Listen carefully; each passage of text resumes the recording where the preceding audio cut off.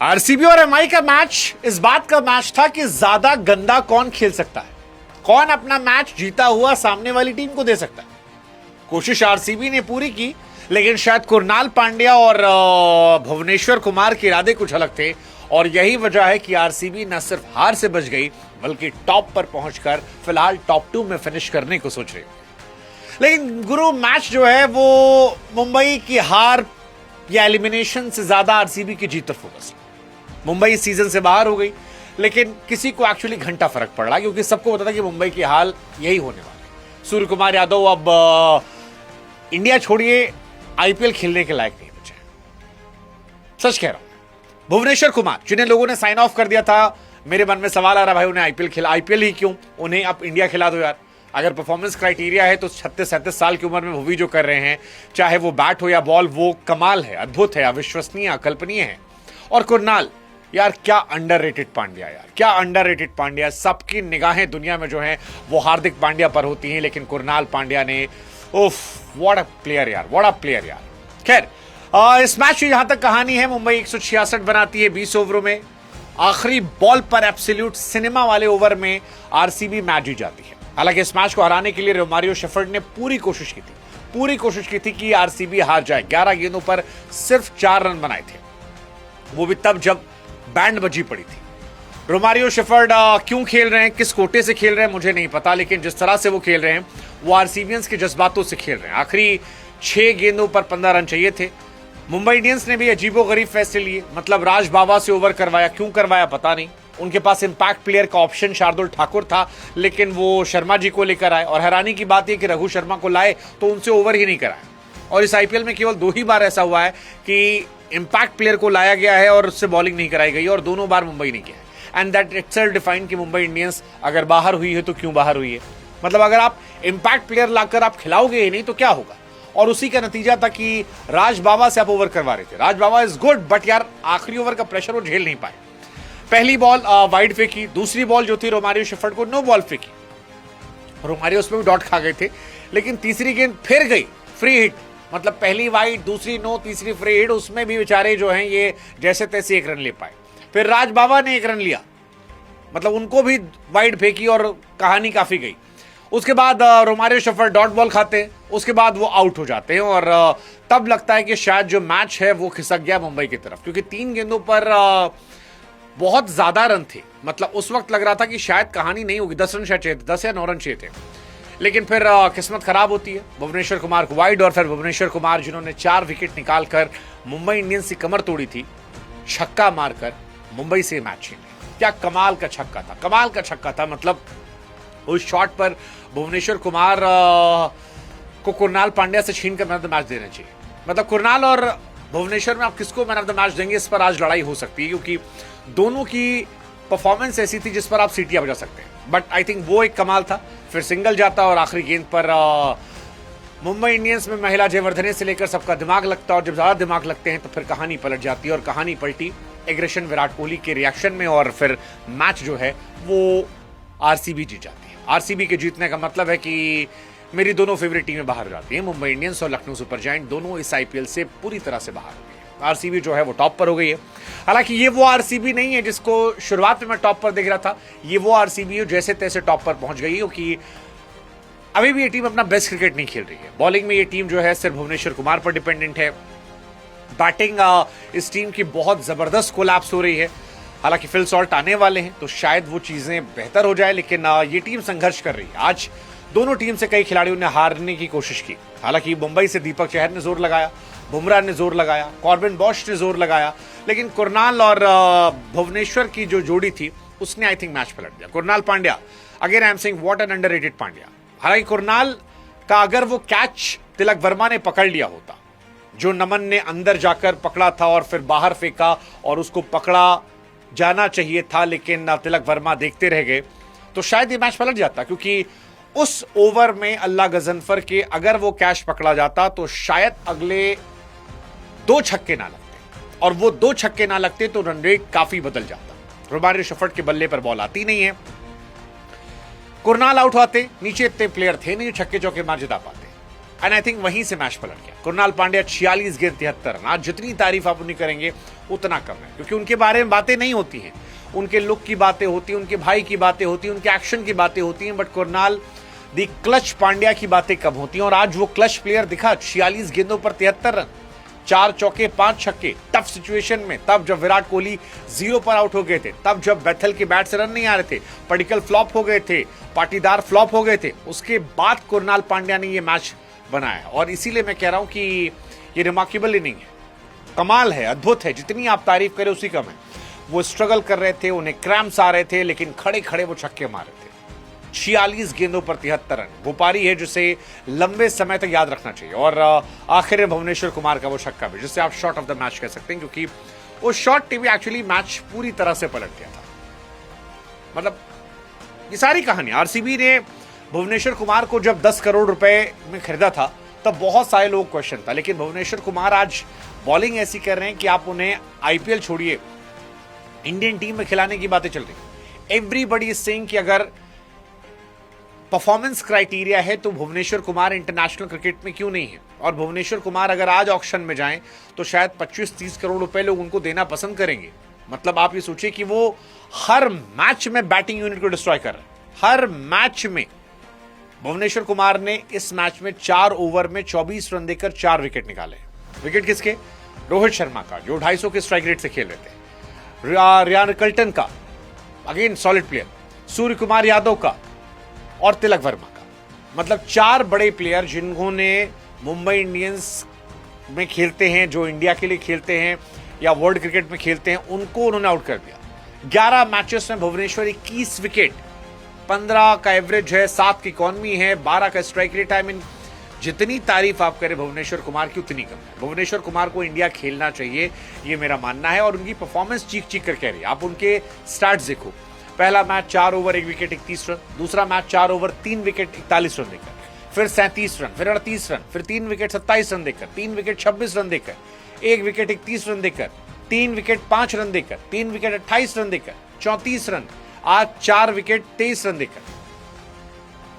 Purple cap holder है भाई, 37 सालों की उम्र में। भुवनेश्वर कुमार के 21 विकेट हैं। उसके बाद नए नए लड़के हैं, अंशुल कंबोज 19 विकेट है, और भुवनेश्वर ये सारा काम 36 साल की उम्र में कर रहे हैं। इससे पहले भी मल्टीपल टाइम्स वो पर्पल कैप होल्डर बन चुके हैं। क्यों उन्हें लोगों ने छोड़ा था, मुझे आज तक समझ नहीं आ रहा। हैदराबाद ने क्यों छोड़ा था? हैदराबाद की जान थे वो एक जमाने में। मतलब 2025 भी देखो तो 14 मैच में 17 विकेट, इस बार तो सारे रिकॉर्ड तोड़ दिए, 11 मैच में 21 विकेट। और जिस तरह से वो चल रहे हैं, मुझे लगता है कि अगर इंडियन टीम उनको नहीं खिलाती तो ये इंडिया का नुकसान।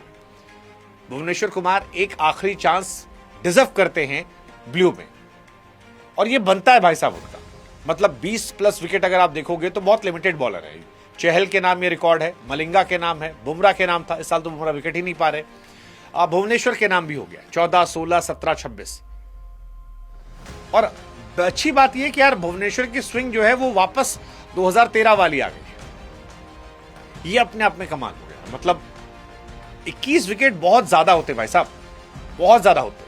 बहुत सारे लोग मजाक उड़ा रहे थे भुवनेश्वर का। जब मैं फिर कह रहा हूं कि जब वो आरसीबी के लिए आए थे तो उन्हें रन मशीन माना जा रहा था कि यार ये तो पिटाएंगे, 35 साल का प्लस हो गया। बट भुवनेश्वर कुमार ने एक्चुअली मैच पूरा पलट कर रख दिया। और भुवनेश्वर इस वक्त आरसीबी के इकलौते बॉलर है जिन पर आरसीबी बहुत बहुत बहुत ज्यादा रिलाई करती है। इन्हीं की लीडरशिप की वजह से रसिक डार सलाम बच जाते हैं, शेफर्ड बच जाते हैं, स्पिनर बहुत बड़ा इंपैक्ट छोड़ नहीं पा रहे हैं। तो ये सारी चीजें इसलिए पॉसिबल हो रही है आरसीबी में क्योंकि भुवनेश्वर कुमार एक तरफा आपको मैचेस जिता रहे हैं। उनके 4 ओवर में कोई रन नहीं बना पा रहा।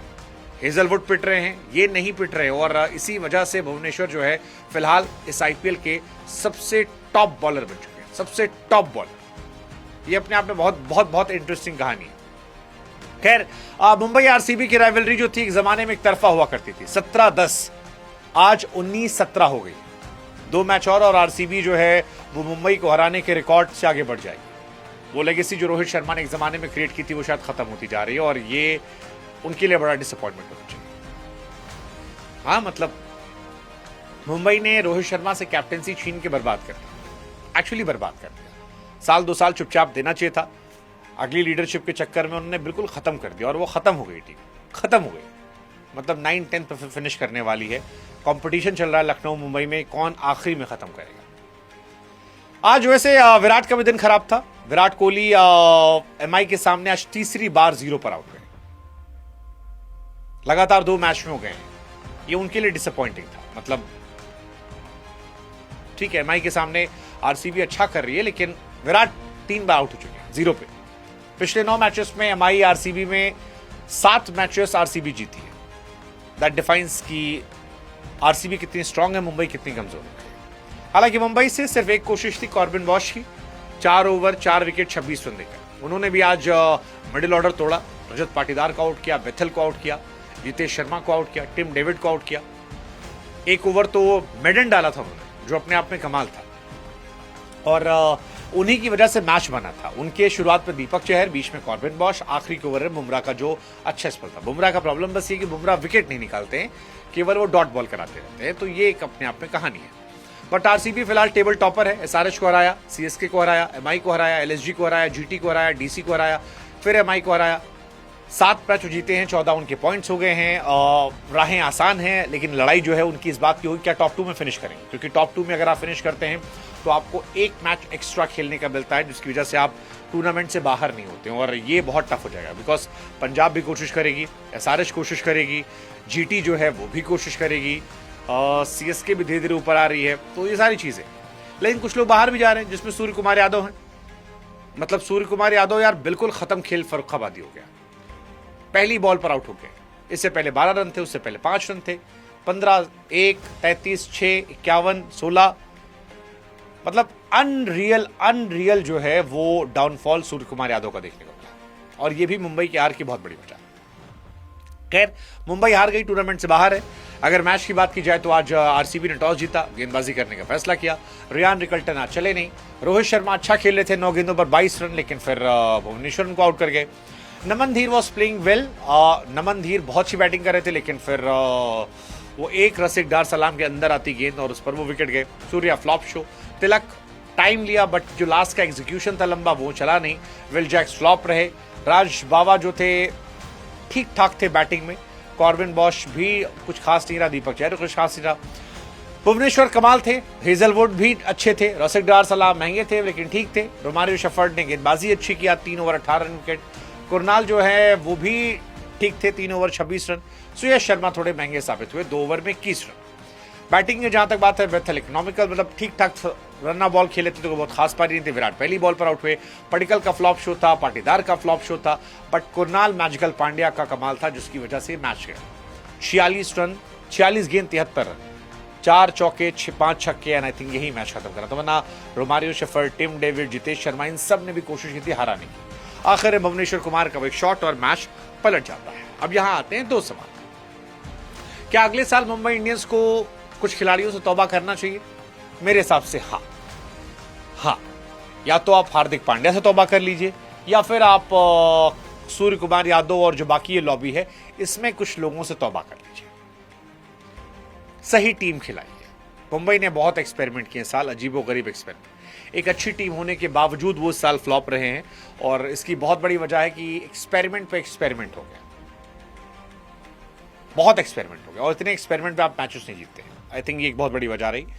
आरसीबी, उनकी प्रॉब्लम है, अभी 3-4 प्रॉब्लम है उनकी। प्रॉब्लम शेफर्ड बैटिंग में प्रॉब्लम कर रहे हैं उनके लिए।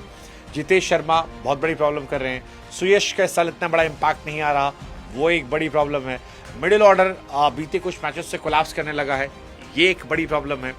But overall they are number 1, they have chance कि इस साल ट्रॉफी की तरफ फिर से बढ़े, बट उससे पहले टॉप 2 में फिनिश करना है। वैसे ही देखते हैं क्या होता है। फिलहाल चांसेस उनके बहुत ज्यादा हैं फिनिश टॉप 4 में करने के। टॉप 2 लेट्स सी, देखते हैं क्या होता है। रन रेट तो उनका तगड़ा है। आपको लगता है टॉप 2 में फिनिश करेंगे? सीम्स लाइक कर सकते हैं। ट्रॉफी जीतेंगे? I am not sure. बीते कुछ समय से जो आईपीएल में हुआ है, जिस तरह से टीमों ने बदला है, जो जीटी फॉर्म में आई है, जो एसआरएच फॉर्म में है, एनीथिंग कैन हैपन। अपने दिन पर कुछ भी हो सकता है, और इसीलिए मुझे लगता है कि इंतजार करना पड़ेगा। बट मुंबई इंडियंस, आप बताओ क्या लगता है कि उनमें क्या क्या बदलाव होने चाहिए? मुझे लगता है कई लोगों से तौबा कर लेना चाहिए, कई लोगों से तौबा करना चाहिए, और ऑक्शन में जाकर कुछ फ्रेश तरीके से जाकर टीम बनानी चाहिए। मतलब टीम उनकी ठीक है, बट कुछ लोगों को बाहर करने से टीम का बैलेंस बेहतर हो जाए। अभी नाम ज्यादा बढ़े, परफॉर्मेंस पे नहीं ले रहे। थोड़ा परफॉर्मेंस पे लेंगे तो शायद इतनी बुरी टीम नहीं थी कि 9-10 नंबर फिनिश करें। What's your take, let us no.